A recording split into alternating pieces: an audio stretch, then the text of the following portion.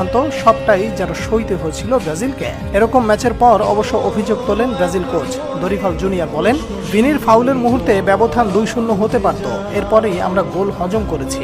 আমার মতে এটাই পার্থক্য করে দিয়েছে।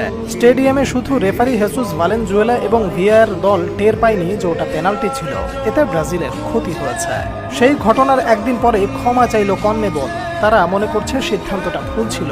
কনমেবলের ভিডিও বার্তায় বলা হয়, পেনাল্টি বক্সে বল দখলের লড়াইয়ে ডিফেন্ডার বল স্পর্শ করেনি। এর ফলে যে ট্যাকেল হয়েছে এবং যে সিদ্ধান্ত নেওয়া হয়েছে সেটার ক্ষেত্রে এটা অযৌক্তিক ছিল না। রেফারি এটি দেখতে ব্যর্থ হয়েছেন এবং খেলা চালিয়ে গেছেন। ভিআরও এটা দেখতে ব্যর্থ হয়েছে যে ডিফেন্ডার বল স্পর্শ করেনি। তিনি ব্রাজিলিয়ান স্ট্রাইকারকে ফেলে দিয়েছিলেন। এরপর ভিআর মাঠের সিদ্ধান্ত বহাল রাখার ভুল রায় দিয়েছেন।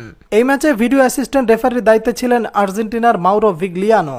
তিনি ভিডিও ভালো করে চেক করেও সঠিক সিদ্ধান্ত নিতে পারেননি, অথচ এখানে সিদ্ধান্ত সঠিক